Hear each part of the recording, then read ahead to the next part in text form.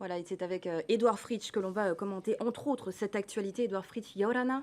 Bonsoir Sophie, bonsoir aux téléspectateurs. Et merci à vous d'être présent ce soir. Vous êtes le président du groupe Gentil. Tapura Huirattira à l'Assemblée, maire de la commune de Pirée. On vient de le voir, donc cette adoption à l'Assemblée nationale pour l'élargissement des compétences des communes. C'est l'aboutissement d'un long combat, mais avec des débats houleux, on vient de le voir. Oui, laissez-moi d'abord féliciter nos parlementaires parce que ça a été un travail assez long.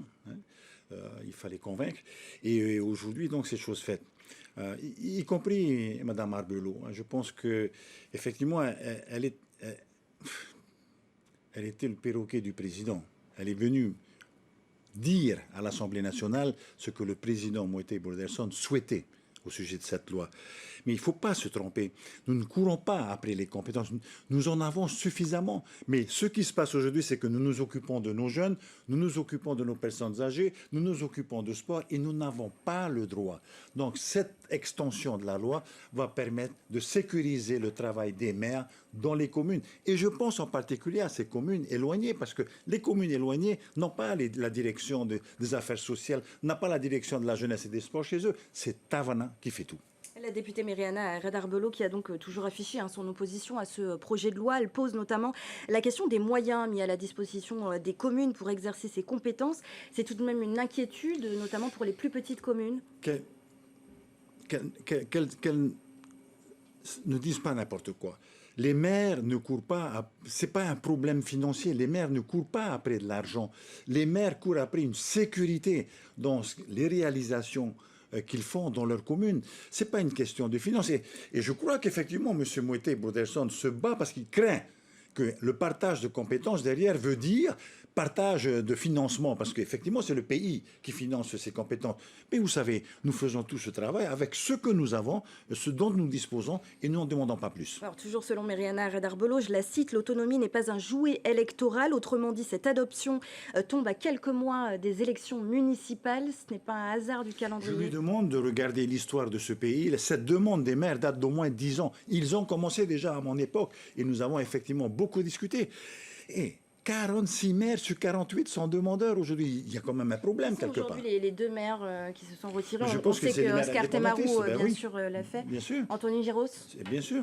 Mais enfin, ce n'est pas une majorité de maires, ce n'est pas une majorité qualifiée, c'est l'ensemble des maires qui le demandent. Donc c'est que quelque part, il y a un vrai besoin, et ce besoin est le besoin de la population. Alors c'est en tout cas un revers pour le président du pays. Moïse Bourderson avait lui-même déposé un projet de loi du pays qui n'ira donc pas à son terme. On va passer à une autre actualité, Édouard Fritsch, celle du budget 2026. Il a été adopté hier, un budget de continuité, mais qui manque d'ambition. Selon vous, pourquoi ? Oui, ben, écoutez, c'est la majorité qui parle de budget de continuité. Nous ne disons pas que c'est un budget de continuité parce qu'ils ne savent pas faire comme on l'a fait, nous. Non, mais c'est le rapporteur même du budget qui le dit à l'Assemblée, chose qui a été d'ailleurs rectifiée par le président derrière. Effectivement, ce budget, j'ai envie de dire, pour être court, c'est un budget sans saveur. On ne répond pas. On ne répond pas aux besoins des populations. Que réclame la population? Quand il dit, en engagement électoraux, lorsqu'ils se sont présentés, ils ont dit qu'ils allaient influer sur le coût de la vie, qu'ils allaient baisser le coût de la vie.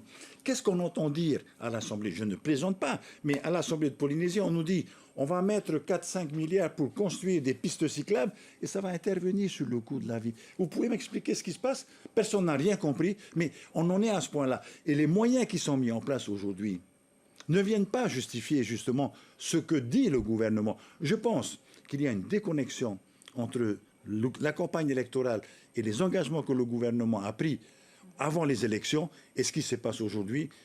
Il y a une déconnexion avec les Tavanans et une déconnexion avec la population. Et pourtant, pour Moïse Bourderson, ce budget est en fonction des besoins réels de la population. Avant le vote du budget, les débats ont aussi tourné autour du pacte fiscal en début de semaine. Parmi les projets adoptés, donc ce fonds, cette création de fonds de 4 milliards pour lutter contre la vie chère, justement, de l'argent qui sera prélevé dans le FIP, le Fonds intercommunal de péréquation.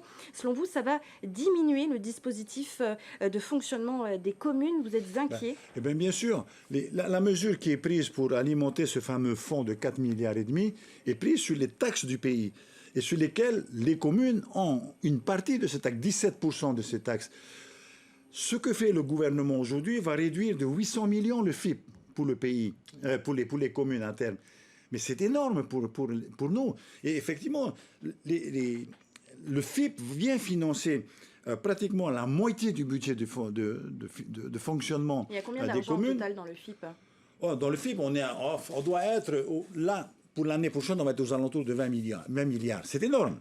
C'est énorme. Et bien sûr, le gouvernement nous dit, oui, mais le FIP a environ 15 milliards de réserves.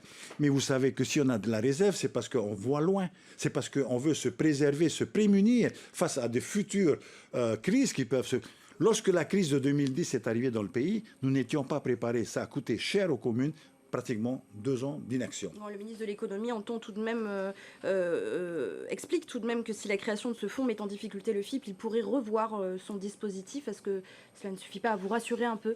Je lui dis en séance que ce n'est pas digne d'un ministre de le dire. Lorsqu'on prend une décision, on doit garantir, on doit assurer l'exécution de cette... On ne peut pas prendre une décision et dire, bon, écoutez, à la fin de l'année prochaine, on va regarder. Non. Nous, on ne peut pas jouer avec ça. Nous, on ne peut pas s'exposer à des risques en matière financière. Donc, ouais, chacun a sa façon de voir les choses, n'est-ce pas?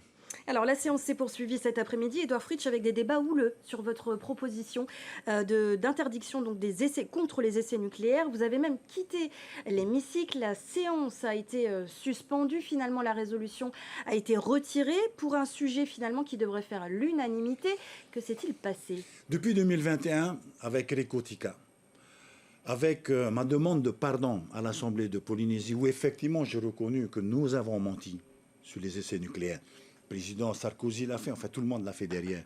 Mais je souhaitais, avec cette résolution et profitant de la déclaration du président Trump, la reprise des essais américains, je pensais que c'était là un sujet qui pouvait nous unir, un sujet que nous pouvions discuter ensemble dans la paix, dans la sérénité.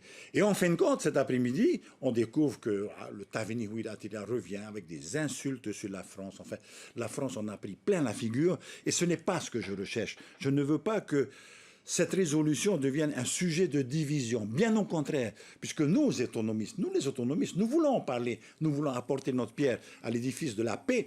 Mais voilà, donc j'ai demandé à j'ai retiré la résolution et puis on verra ça plus tard. Merci beaucoup, Édouard Fritch, d'avoir été notre invité ce soir. Je te remercie.